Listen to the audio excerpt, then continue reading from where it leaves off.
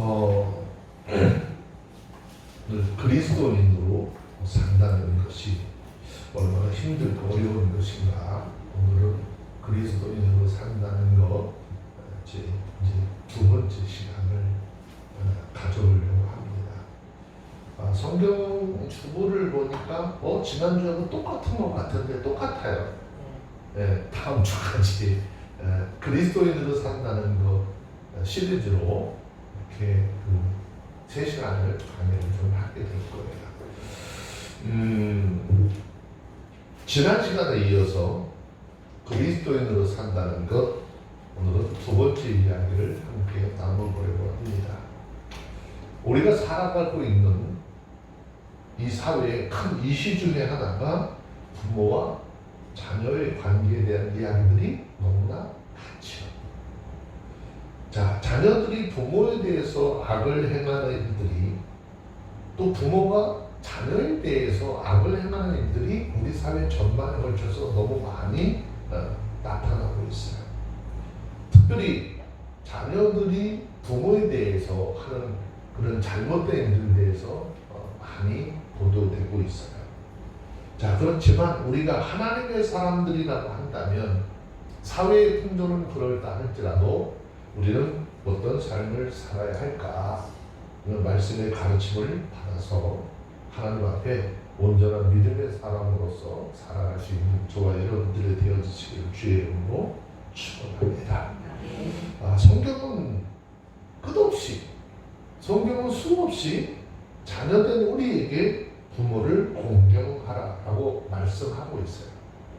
그 이유가 무엇 때문일까? 그 이유는 부모를 공경하는 것이 다름 아닌 자기 자신의 삶을 복된 것으로 바꾸는 일이기 때문이다라는 거예요. 성경은 수없이 우리에게 때로는 내가 불편할 것 같고 내가 손해보는 것 같은 일들을 자꾸 행하라고 하지만 결국은 그것은 나를 위한 일이다라고 하는 것을 알 수 있는 것이죠. 자, 오늘 본문의 말씀입니다. 20절 말씀 함께 좀 읽어봅니다. 시작. 자기의 아비나 어미를 저주하는 자는 그 등불이 유한증에 거짓을 당하리라. 자, 여기서 아비나 어미를 저주하는 행위는 10계명에서 제 5계명에 범하는, 그죠? 5계명을 범하는 그런 행위겠죠. 이것은 성경 여러 곳에서 하나님께서 아주 엄중하게 금하고 있는 행위임과 동시에 부모님들을 통해서 자신들을 이 땅에 태어나게 하신 하나님의 주권을 거역하는 아주 저주스러운 행동이라고 이야기할 수 있는 거예요. 자, 여기 굉장히 중요한 단어가 하나 등장을 했는데 그 등불이 유황 중에 꺼짐을 당하리라 그랬어요. 자, 여기서 말하는 유함이라고 하는 말은요, 어둠 속이라는 뜻이에요. 그러니까 등불이 유황 중에서 꺼짐을 당한다라고 하는 말은요, 완전한 파멸을 상징하는 표현인 것이죠. 이것은 자신이 부모를 거역하고 그를 모욕하고 저주하는 그런 악인이 인간이 내리는 법적인 처벌은 어떻게 좀 벗어날 수 있을지는 모르겠지만 하나님의 진노, 하나님의 심판에서는 절대로 벗어날 수 없는 것이고요. 주님께서 심판하는 그날에 그렇게 악행을 행했던 모든 사람들은 소멸되는 형벌에 처해지게 될 것이다 라는 말씀이죠. 다시 말해서 자신에 대해서 하나님을 대리하는 분인 부모를 저주하는 이 패역한 행위를 행하는 자식들에게 영육 안에 결코 어떠한 희망도 있을 수 없다라고 하는 사실에 대해서 아주 분명하고도 확실하게 증거하고 있습니다. 그런데 우리들이 좀 깊이 생각을 해보면 본문의 말씀은 무서운 저주의 경고이기도 하지만 또 한편으로 숨겨진 메시지가 있는데 축복의 메시지를 담고 있는 말씀이기도 합니다. 왜냐하면 그만큼 하나님께서 중요하게 생각하시는 것이 부모를 잘 공경하고 섬기는 것이기 때문에 그것을 정말 최선을 다해서 잘 이행을 한다면 그 어떤 축복보다도 큰 복을 얻게 하실 것이기 때문에 그렇죠. 성경을 한번 볼까요? 에베소서 6장 12절 13절.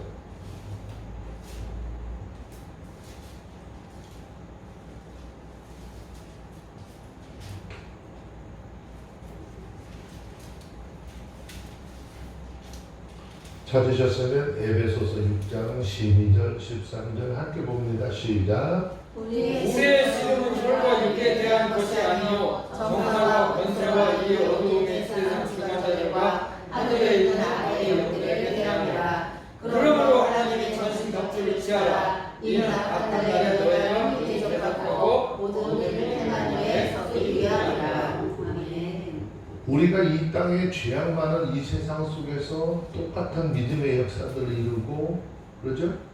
그런 모든 것들로서 싸워서 이길 수 있는 방법은 결국 믿음을 통해서 말씀을 통해서 우리의 심령들이 하나님의 뜻에 하나님의 말씀에 어떻게 복종하는 삶을 살아야 한다라는 것이죠. 날마다 예수 안에서 우리와 함께 하시는 하나님의 은혜가 얼마나 큰지 요즘 사회상을 보면 좀 이해할 수 없는 일들이 있어요. 저를 이렇게 좀 만나는 분들이 있는데 저는 내가 부모님을 지금까지 모시고 있는데 대단하다 그래요. 아니 부모를 내가 지금 모시고 사는 게 왜 대단할까? 그만큼 부모를 모시고 사는 사람들이 희소하다는 이야기예요.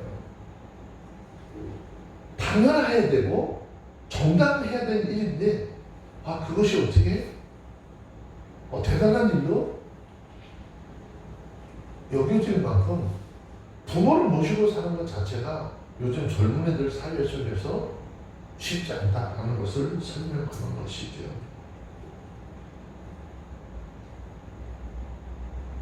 하나님은 우리가 부모를 모시고 그 부모를 잘 섬기면서 살아가는 그런 이유 중에 하나. 왜? 우리에게 아무런 유익이 없도록 하심이 아니죠. 자, 에베소서 6장 1절 한 절 더 봅시다. 에베소서 6장 1절 2절 한 번 더 봅니다. 3절까지 한번 볼까요? 시작. 자녀들아 너희 너희 부모를 부모를 주 안에서 순종하라. 이것이 옳으니라. 내 아버지와 어머니를 공경하라. 이것이 약속 있는 첫 계명이니 이는 내가 잘되고 나서 장수하리라. 그러면 우리가 이 말씀의 기초에서 우리 자신들 그리고 오늘날 사람들의 모습을 돌아보면 참 안타깝게 그지없는 것이죠. 그것이 무엇일까요? 바로 사람들과 사람들 사이에 난무하는 부모에 대한 홀대인 것이죠. 심지어 어떤 사람들 중에는 부모님이 나이 들고 병든 데다가 그 부모들이 가진 재산이 없으니까 그들을 외면할 뿐 아니라 학대까지 해서 매스컴에 등장하는 일이 상당히 많이 있습니다. 부모 공경이 우리를 큰 축복의 자리로 인도할 기회임을 깨닫지 못하고 오히려 재앙과 저주의 기회를 얻고자 이와 같이 악행을 일삼고 있는 것이 오늘날 하나님을 떠난 하나님 없이 삶을 살아가는 인생들의 삶의 모습입니다. 이렇게 볼 때 이 시대는 이미 어두운 밤중에 등불마저 꺼져버린 낙뢰와 같이 절망적인 운명에 처해 있다 해도 과언이 아니라는 것이죠. 여러분 우리가 잘 기억해야 할 것은 불효는 그 자체로 악일 뿐만 아니라 우리 인생의 기초를 허물어뜨리고 하나님의 권위마저 무시하는 표준적인 심판을 자초하는 범죄 행위라는 것을 깨달아야 합니다. 자, 이 사실에 대해서 성경은 디모데전서 5장 8절입니다. 함께 보도록 하겠습니다. 디모데전서 5장 8절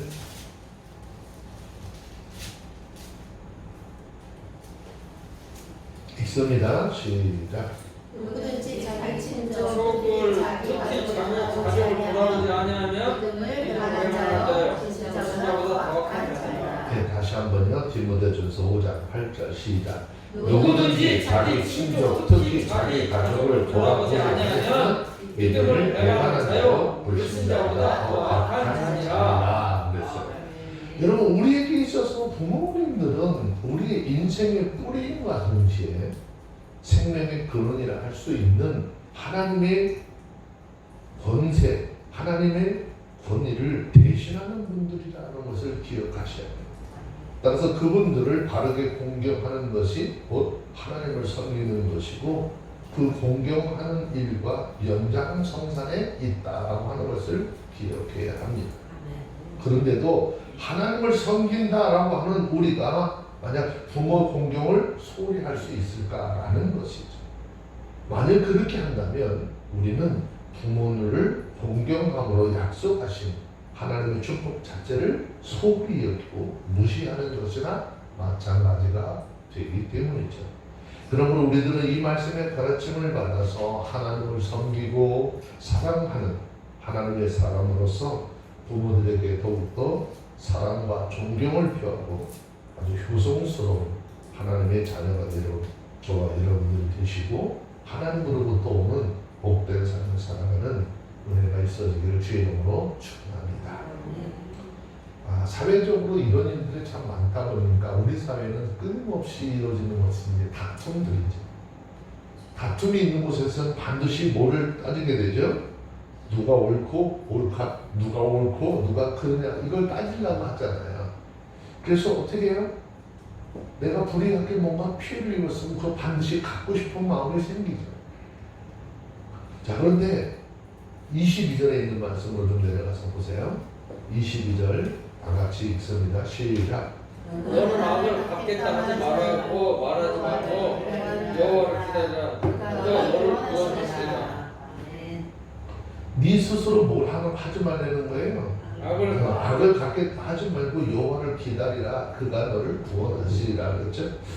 자, 이것은 어떤 억울한 일을 당하거나 또 혹 누구로부터 부당한 대우를 받았을 때 섣부르게 복수하거나 거기에 상응하는 대가를 받게 하겠다는 마음으로 가해자에게 보복을 가하는 행위를 금지하고 있는 말씀입니다. 이와 같은 말씀이 주어진 이유가 있어요. 그 이유는 한순간에 타오르는 자신의 감정에 따라서 가해자에게 보복을 할 경우에 자기 감정에 치우쳐서 자기가 당한 피해보다도 더 큰 보복을 가할 수 있기 때문이에요. 예전에도 제가 말씀을 드렸습니다. 아이들에게도 사랑하기 때문에 채찍을 들을 수 있어요. 그런데 그 아이에게 지금 야단을 맞든 매를 맞든 너 무엇을 잘못되어서 네가 이렇게 지금 혼을 나야 되는데 이거에 대한 것을 이해할 수 있도록 설명해야 되는데 설명하지 않냐고 내가 부모니까 너 이렇게 하라고 했는데 안 했어? 애를 매를 들고 때리잖아요. 때리면은요 그 잘못된 것 때문에 때리는 게 아니고 나중에는 조금 때리다 보면 자기 감정이 거기에 막 실려져요. 우리 친구들하고 장난할 때 톡 건드리면 그래, 그 감정이 실렸어? 그런 얘기를 하잖아요. 이게 굉장히 무서운 이야기거든요. 자, 만약에 그렇게 된다고 하면 그 사회 속에는 보복의 악순환을 초래하는 거죠. 물론 보복하는 자신까지도 범죄자로 만드는 결과를 가져오기 때문이죠. 그래서 솔로몬을 통해서 이처럼 주체할 수 없는 감정에 사로잡힐 때 지혜롭게 그 상황을 잘 이겨낼 수 있는 방법을 우리에게 말씀하고 있어요. 그것이 바로 하나님께서 그 일에 대해서 정리하실 때까지 기다리라라는 것이죠. 즉 마음속에서 일어나는 그 원수들에 대해서 자신의 감정에 사로잡혀서 섣불리 대응하기보다는 하나님 안에서 정당하고 합리적이며 아주 신중한 태도를 취할 수 있도록 하라는 것이에요. 그리고 더 나아가서 원수 갚는 것 자체를 하나님 앞에 맡길 때 오히려 공의로우신 하나님께서 선악간에 심판하시고 아주 정확하게 갚아주시는 놀라운 은혜를 체험하게 될 것이다 라는 것이죠. 사실 이런 말씀을 대할 때 누구나 이렇게 살아야지 하는 마음을 갖기는 쉽습니다. 쉽지 않아요. 나는 이렇게 살 거야. 아니 이렇게. 그런데 실제 우리 삶 속에서 그런 일들 한번 당하잖아요. 하나님의 말씀 어디 갔는지 기억도 안 나요. 어떻게 법은 멀고 주먹은 가까워. 그러니까 내 감정대로 먼저 해야. 그래서 어떤 일들을 참 당하면은요, 그 다음에 참고 인내하기가 보통 어려운 게 아니죠. 악인들이 악행을 저지르고 있는 현실, 금방이라도 막 터질 것만 같은 분노가 우리를 사로잡고 있는 그 순간 하나님의 공의를 기다리며 모든 것을 그분 앞에 맡긴다라고 하는 것, 어떻게 보면 굉장히 무의미하게 여겨질 수도 있어요. 이런 경우는 대개 이제 분노를 터뜨리기 위해서 그 악에는 어떻게 거꾸러뜨려야 더 이상 피해가 발생하지 않을 것이라고 하는 명목하에서 우리 스스로 그런 행동을 똑같이 취하고 싶어 하죠. 이해는 이로 갚아야 돼. 이해는 이로 갚아야 돼. 눈에는 눈으로 갚아야 돼. 주먹엔 주먹으로 갚아야 돼. 그런데 하나님은 그럼에도 불구하고 우리 하나님을 믿는다면 하나님 안에서 참고 인내하며 모든 불의와 혈기를 어떻게 내려놓을 수 있도록 하라는 것이죠. 왜 그렇습니까? 우리는 어떤 순간에도 하나님의 공의로우심을 신뢰하기 때문이라는 거죠. 그리고 그처럼 절대적인 공의를 지으신 하나님을 신뢰하고 따르는 하나님의 사람으로 하나님이 먼저 일하시도록 그 자리를 어떻게 내어드릴 수 있도록 하는 거예요. 우리가 성경의 역사를 통해서 좀 살펴보면 그런 거 있잖아요. 그랄 땅에서 열심히 우물을 받던 이삭, 그죠? 우물 파놓기만 하면 아비멜렉이 계속해서 와서 그 수건 우물들을 어떻게 내놓으라고 하니까 내주잖아요. 근데 싸웠어요? 싸우지 않았어요. 계속해서. 나중에 하나님께서 이삭이 하나님과 함께하는 사람이라는 걸 알게 되고 두려운 마음을 갖게 하시는 거죠. 오히려 와서 화친을 요구하는 그런 하나님의 은혜를 베풀어 주는 거죠. 우물 팔았을 때 자꾸 뺐을 때 얼마나 화났을까요? 얼마나 참지 못할 만큼 울분이 쏟아났을까? 우물이 한 개도 아니고.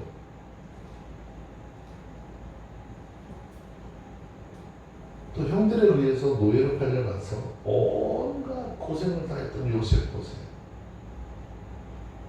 그 형들을 어떻게 자기의 감정으로 갚으려 하지 않고 하나님의 은혜를 바라보잖아요. 그를 두려워하는 형들에게 뭐예요? 아니 형들 두려워하지 마세요. 우리 가족과 이 민족을 위해서 하나님께서 나를 먼저 이 땅에 보내신 하나님의 은혜입니다라고 이야기하잖아요. 그게 말은 쉬울 것 같죠. 여러분 이 마음이요, 이 가슴 속에 그 한이요 얼마나 소리를 냈겠어요. 그 어린 마음에 형제들로부터 배신을 당하고 버림받았다는 생각을 한번 해봐요. 그리고 세상을 호령하는 애굽의 총리 자리에 앉아있을 때 원수 받고 싶은 마음이 없었을까요? 아니요. 근데 그 모든 것을 누구에게 맡겼느냐? 하나님께 맡긴 거죠.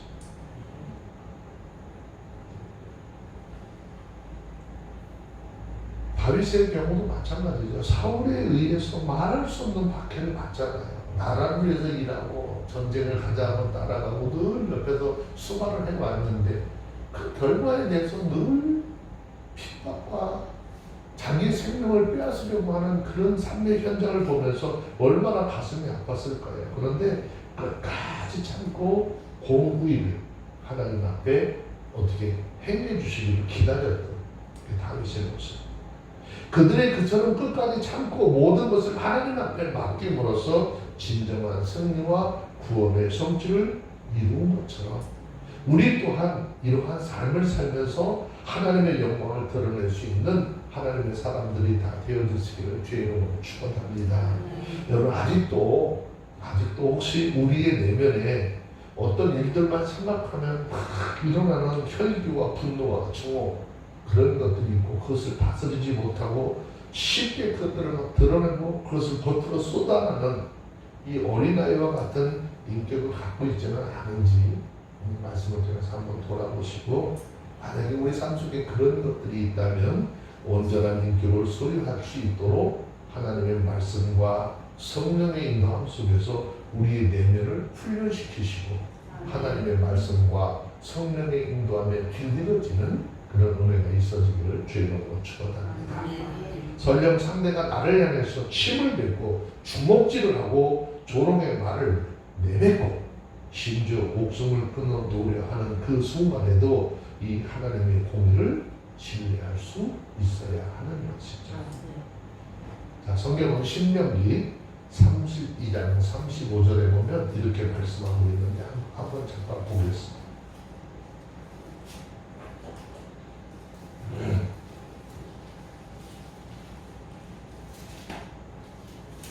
신명기 32장 35절 읽습니다. 시작. 보수는 내 것이라 그들의 실족할 그때 갚으리로다. 그들이 환난의 날이 가까우니 당할 거인이 속히 임하리로다. 네, 하나님은 분명하게 의인의 편에 서서 악한 것들이 의인들을 제어하거나 의인이 악한 사람들에 의해서 거꾸러지도록 방치하지 않으시는 거예요.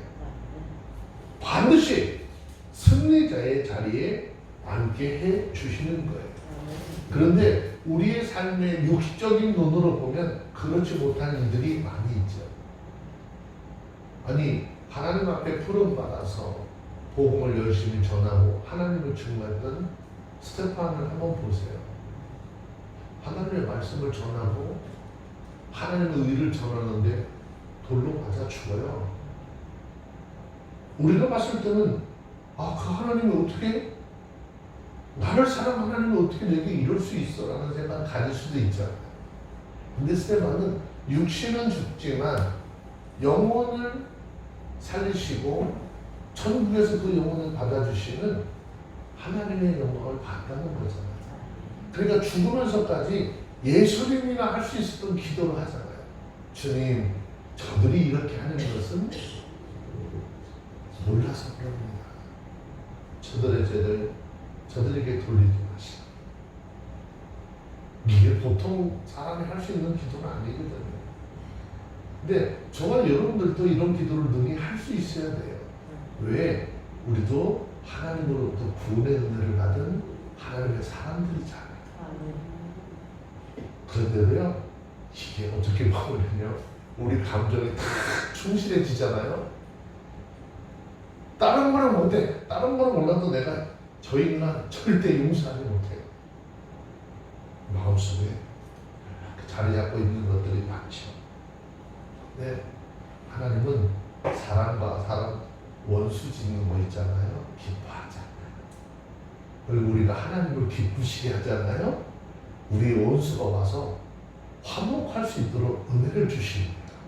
그러니까 결국은 우리의 삶은 내가 내 맘대로 내 멋대로 뭔가를 막 해도 되는 것이 아니라 그저 내 삶이 세상에서 내 주변의 많은 사람들에게 어떤 고난의 삶, 핍박의 삶을 이렇게 보일지라도 우리의 구원자시고 절대자신 그 하나님만 믿고 가면 나중에 우리를 그렇게 핍박하고 괴롭히던 사람들조차도 와서 무릎 꿇게 만들어 주시는 것이 하나님의 은혜인 것입니다.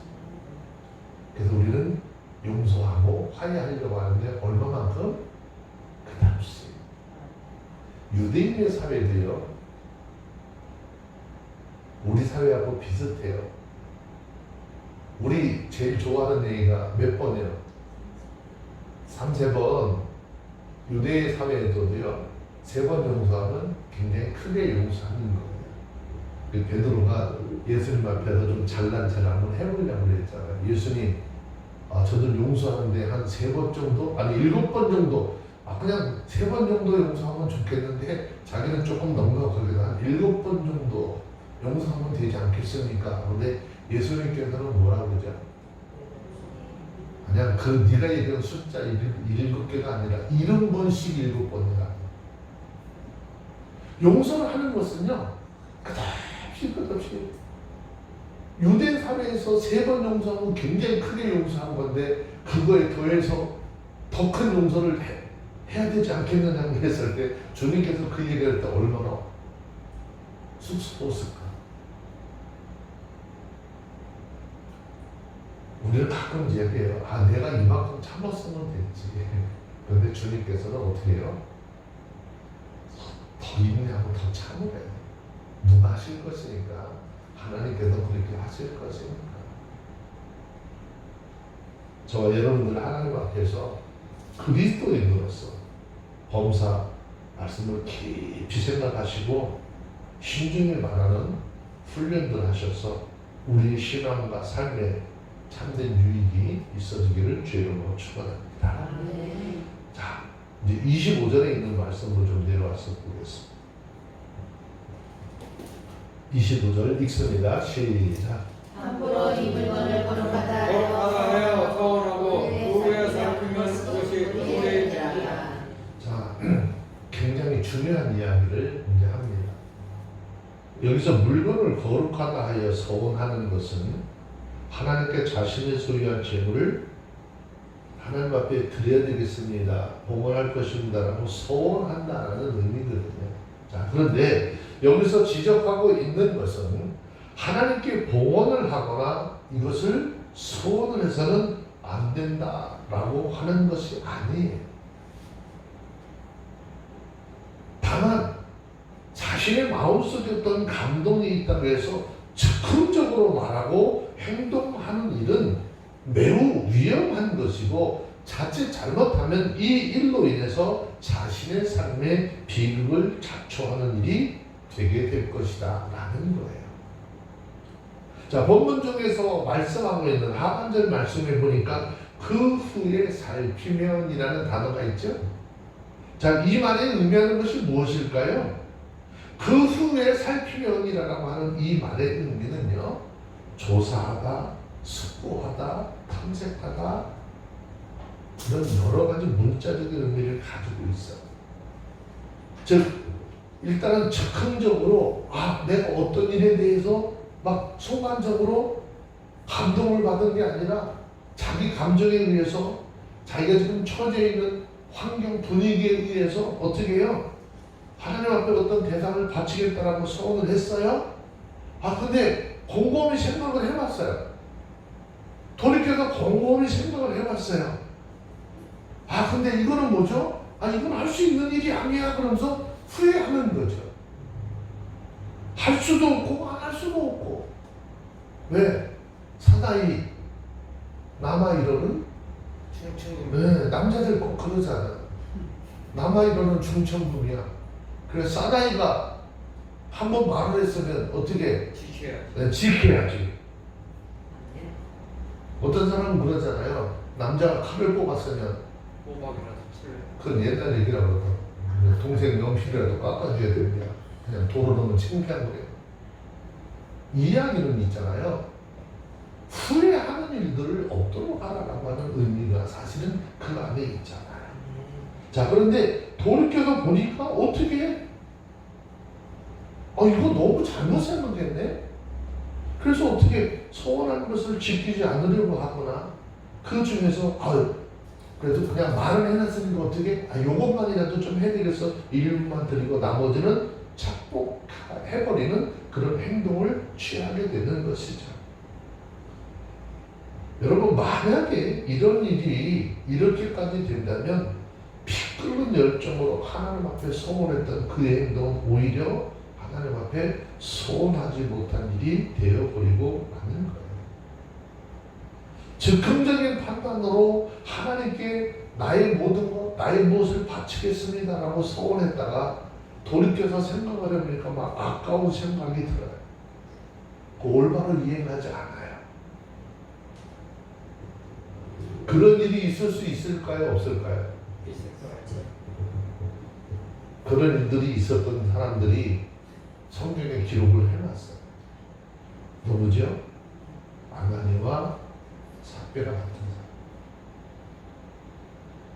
사람. 하나님 앞에 누가 소원하라고 하지 않았어요. 주변에 있는 사람들의 행위를 보면서 아 나도 좀 저렇게 해보고 많은 사람들에게 뭐 좀 받아볼까? 존경 좀 받아볼까? 대단한 사람이라는 이야기를 좀 들어볼까 했었는데 어떻게 해요? 곰곰이 생각해보니까 옆에 있는 사람이 야 너 늙어서 뭐 먹고 살래? 다 드리고 너 그 다음에 뭐 먹고 살 거야? 그러니까 머릿속으로 계산해보니까 이거 다 드려서는 되지 않아? 그래서 판 것을 일부러 감추잖아요. 아나니아와 삽비라 같은 사람들은 오히려 서운하지 않았으면 좋았을 것을 섣불리 서운했다가 결과가 뭐예요? 죽음으로 그 죄값을 치러야 하는 지경에 이르게 됐다는 것이죠. 이것은 초대교회가 세워지기 시작한 후에 겪게 된 가장 슬픈 사건이기도 해요. 많은 사람들이 그래요. 야 하나님 지독하다. 어떻게 서운했다고 그걸 안 갚는다고 이 사람들을 이렇게 죽게 할까? 이유가 있는 거죠. 왜 그런가면 하나님께서 이들의 죄를 죽음으로 다루신 이유는요. 예수 그리스도의 십자가와 부활의 능력으로 또 성령의 역사로 세워진 교회가 자칫 잘못되면 이런 일들로 인해서 거짓과 속임에 오염될 수밖에 없는 것이죠. 그 여기저기서 거짓으로 모든 것들이 막 행위가 일어날 것인데 하나님은 이 사건을 통해서 하나님 예수 그리스도의 십자가로 세워진 성령의 역사로 세워진 교회 안에 이 거짓과 속임이 만연되는 것을 하나님께서 막기 위해서 초대교회 역사 속에 이렇게 보여주는 거예요.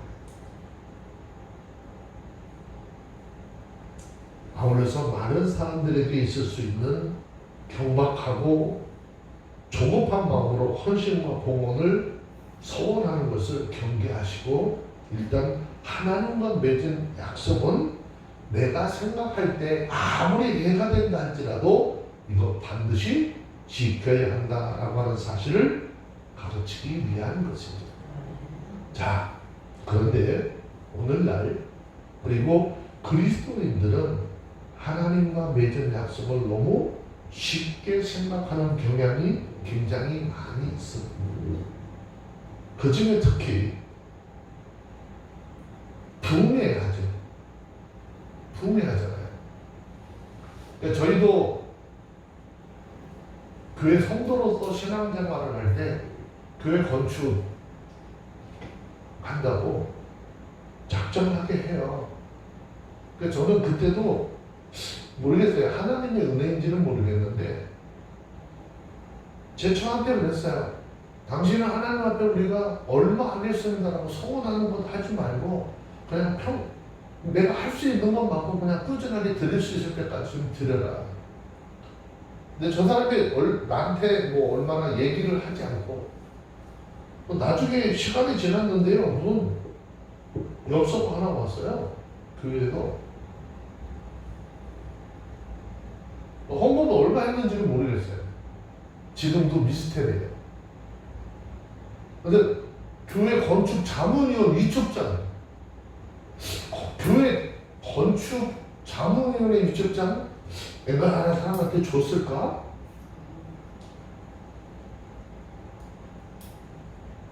우리 애들 공부하는 학습지 카드도 다 끊고요. 다 교회 건축 헌금하는데 놓으세요. 저는 지금도 그렇거든요. 누구한테 교회에서 저희 교회는 서원하라 소리 절대 안 해요. 내가 여러분들한테 뭐 좀 서원하라 그러면 여러분 교회 그냥 떠나라 그랬어요. 미친 짓이에요. 왜 그러냐면 서원을 하고 만약에 그것을 행하지 않잖아요. 범죄 만드는 거예요. 하나님 앞에.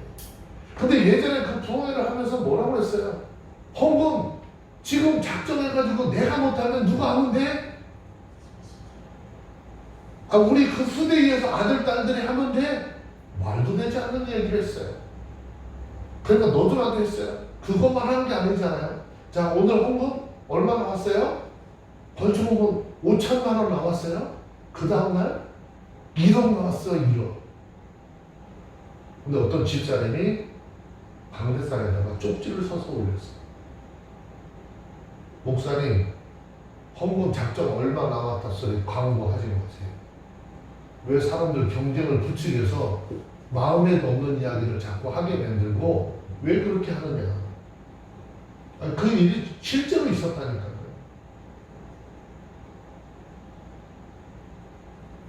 부흥회 같은 데 보면 늘 어떻게 해요?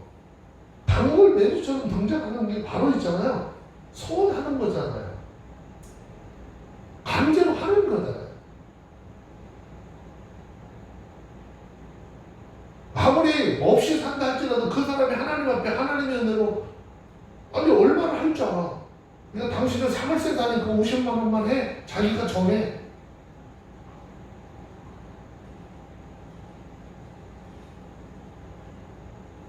사람들을 뜨거운 찬양과 기도로 깊은 영적인 상태의 은혜 가운데 좀 있다라는 생각이 딱 들잖아요.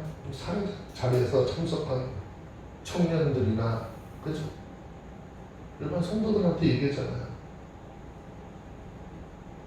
심지어는요 하나님께서 부르지도 않았는데 선교사가 목회자가 헌신하라고 강요하는 경우도 굉장히 많아요.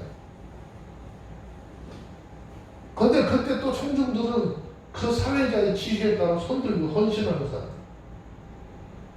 그걸 도대체 어떤 길인지도 모르고 그 사람들 심사숙고할 시간조차도 없이 이러한 즉흥적인 소원을 강요하고 조명하는 것. 그들로 하나님과의 약속을 쉽게 생각하게 만드는 것이고요.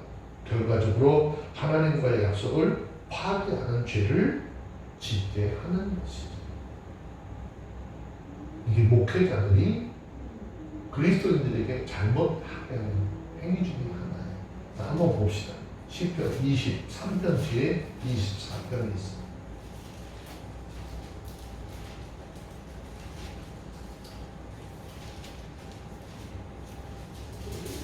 자, 시편 24편 3절, 4절,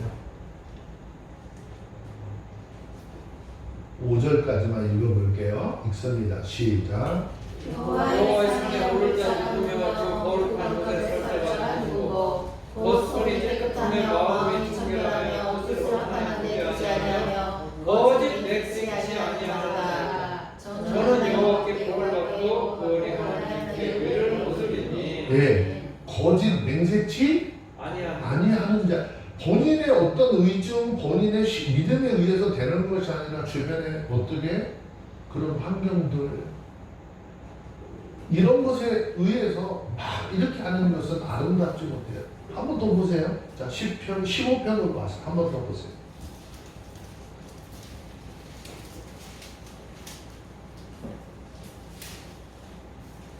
자, 15편 1절부터 4절까지만 한번 읽어봅니다. 시작.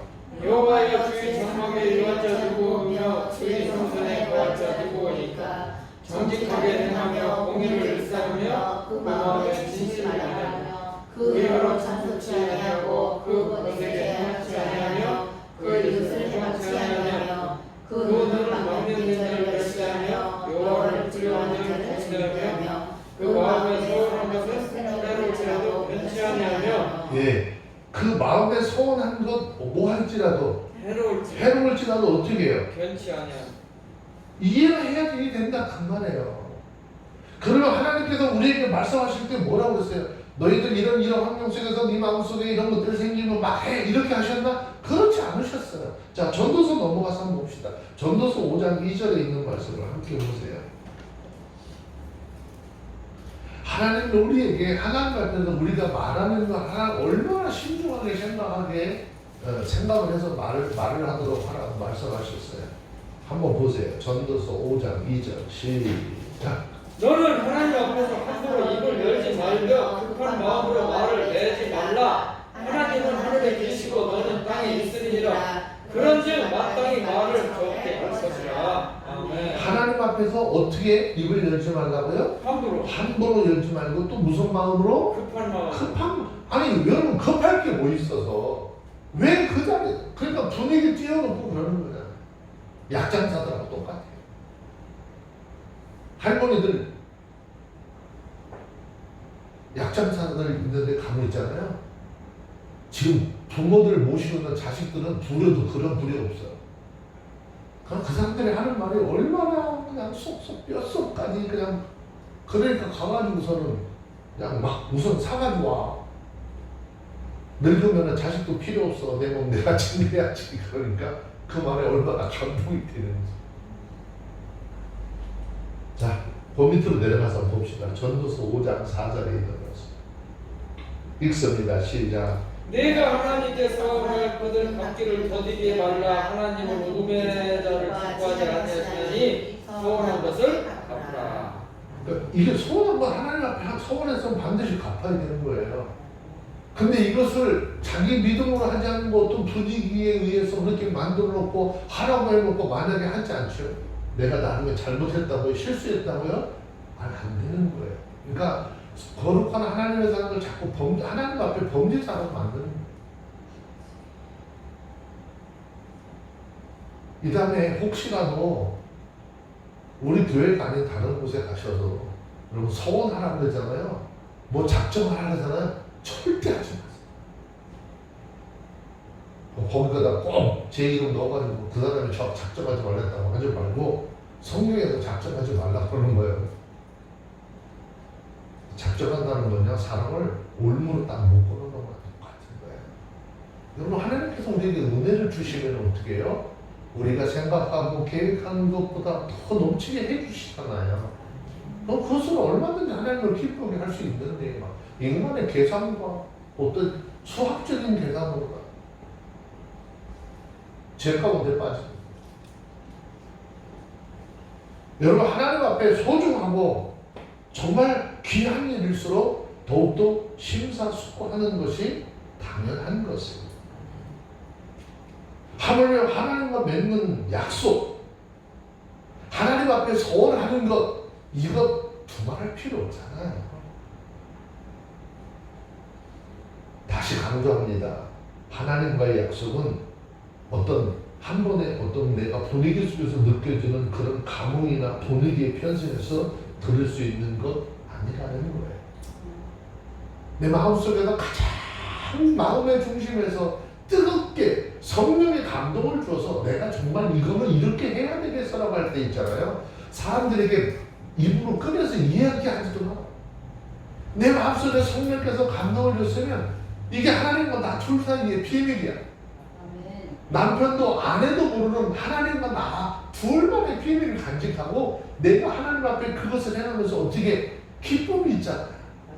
남모르는 기쁨이 있잖아요. 내가 하나님하고 둘만의 아는 비밀이 있는데 내가 오늘도 내가 이거 하나님하고 이렇게 둘만의 비밀이 있었는데 내가 이 부분은 이렇게 해냈어. 근데 이건 내가 행한 게 아니라 이걸 행할 수 있도록 주신 하나님의 은혜. 그러니까 그거 생각하니까 길거리 가다가 혼자서 웃는다는 거. 그 은혜만 생각하면. 근데 길거리 가다가 괜히 웃는다고 사람들은 뭐래? 머리에 뭐가 하나 꽂으면 꼭 누구하고 똑같아. 그게 아니에요. 여러분, 그리스도인으로 사는 것, 하나님과의 믿음 속에서야 참 기쁨이 있어야 돼요. 아무도 알지 못하는 하나님과 나만의 비밀, 하나님과의 나만의 약속 속에서 그것을 해가면서 누리는 그 기쁨과 은혜가 있어야 됩니다. 바깥에 드러나게 하고 사람들에게 이 사람이 이런 사람이야 라고 하는 것을 드러내게 하는 약속, 결국 우리의 발목을 잡는 올무가 되는 것이고 그물이 된다는 사실을 깨닫게 되시길 바랍니다. 저 여러분들 정말 우리가 진정한 그리스도인이고 내가 그리스도인으로 사는 것이라고 한다면 오늘 이 말씀의 가르침을 통해서 우리의 일상적인 삶 속에서도 하나님의 뜻에 따라서 행동하고 하나님의 뜻에 따라서 아멘하고 하나님의 뜻에 따라서 내 마음에 주시는 성령의 감동을 따라서 해야지 어떤 인간의 감정, 주변의 환경 때문에 하는 것 아니라는 거예요. 그래서 하나님 앞에 무엇인가 할 때는 좀 더 깊이 생각하고 신중히 말하라. 사람들에게 말하지 말라고 그랬어요. 네, 하나님과 저와 하나님과 우리 사이에 두 분만 아는 약속으로 행하다 하는 거예요. 좀 더 깊은 성찰과 헌신의 각오가 설 때 그때 소원해도 늦지 않아요. 그리고 꼭 내가 많은 사람들 앞에서 이거 소원합니다 하지 않아도 내가 하나님과 1대1로 하나님 내가 이렇게 하겠습니다 하고 지켜져 나가면 하나님 그거 정말 기뻐하시는 거예요. 누구는 아시죠? 사람은 몰라도 하나님은 아시는 거예요. 정말 하나님이 원하시는 이 소원만이 저와 여러분들의 신앙과 삶에 참된 유익을 가져온다라고 하는 사실을 깨닫고 사람이 얘기하는 거 따르지 마세요. 우리 목사는 이상하다라고 하지 마시고요. 성경에서 그렇게 얘기하지 않으니까 저 그렇게 안 하는 거예요. 만약에 그런 인간적인 계산으로 하잖아요. 얼마든지 할 수 있어요. 근데 그것이 하나님이 원하시는 게 아니에요. 그러니까 늘 하나님 안에서 하나님이 원하시는 방법, 하나님이 기뻐 받으시는 방법, 그것을 통해서 하나님과의 온전한 믿음의 교제, 인격의 교제가 있는 저와 여러분들이 다 되어지시기를 주의 이름으로 축원합니다. 기도하겠습니다. 거룩하신 하나님, 오늘 우리가 그리스도인으로 산다는 것 두 번째 시간을 맞이해서 하나님 귀한 은혜를 나누었습니다. 저는 그리스도인으로 사는 것, 이제 하나님 앞에 부모를 잘 섬겨야 한다는 사실을 깨달아 알게 하셨고, 또 아버지 하나님, 세상 살면서 우리와 불의한 가운데 있는 자들 원수받지 않게 하시고 하나님의 공의의 손길에 맡길 수 있도록 도와주시고, 하나님 앞에 급한 마음으로 함부로 입을 열어 소원하는 일 없도록 하시고, 내 안에 성령과 나만의 둘만의 비밀로 지켜지게 하시고, 그 일들을 소리 없이 감당하며 주님으로 오는 참 기쁨을 누릴 수 있는 우리 모두가 되게 하옵소서. 시간 우리 주님 우리 가운데 함께해 주심을 믿사오고 우리 구주 예수님의 이름으로 기도합니다. 아멘.